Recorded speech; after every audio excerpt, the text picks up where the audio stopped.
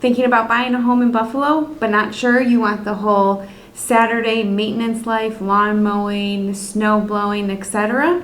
You're probably asking yourself, is a condo right for me? Great question, and today I'm going to help you figure that out. I'm Courtney Battaglia with the Goetz Team at Keller Williams. I specialize in helping people find their dream home, whether it's a house, a townhouse, or a condo. And I'll be honest, condos aren't for everyone. But for the right person in the right area, they can be the smartest move you can make. So let's talk about the pros. First off, Buffalo winters. If you don't want to have to shovel or salt your sidewalks or worry about an ice dam on your roof, a condo can be a great option. Most condo associations in the area will handle all that, including exterior repairs, maintenance, and even sometimes water bills. It's low maintenance living, which a lot of buyers love. And depending on the building, you might get good perks like underground parking, a gym, or secure entry. Especially places like Elmwood Village, North Buffalo, or downtown, you're buying into a walkable lifestyle. Here are some of the trade-offs. In Buffalo, there are HOA fees, which can range anywhere from $200 to $500. That covers shared costs, but it's still an extra line in your budget you'll have to plan for. You'll also have a little less control.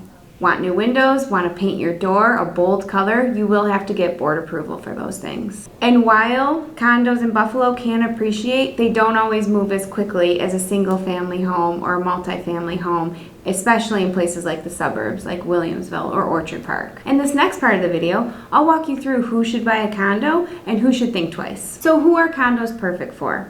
A condo might be perfect for someone who would like to live in an area like Elmwood or Allentown without the hassle of a home and the upkeep. They might be perfect for you if you travel often, you live alone, and you like the security of a shared building. Or you just really don't want to own a ladder. Trust me, you're not alone. But if you're dreaming of a big backyard for maybe a dog, total privacy, or the ability to renovate whenever you'd like, it might not be for you. Instead, you might want to look for a single family home or a multi-family home. Also, if you're planning on renting it out, you might want to be careful because some Buffalo condos have strict leasing rules and don't always allow rentals. That can limit your flexibility down the line. It depends on your lifestyle, your goals, and how much responsibility you want to take on. If you're not sure, shoot me a comment or leave me a message below. I love helping Buffalo buyers think it through. Also, if you want to see current listings or you want to be matched to a building that fits your vibe, I got you. Don't forget to like this video if I helped you and subscribe for more Buffalo real estate tips. And again, I'm Courtney Battaglia with the Goetz Team at Keller Williams.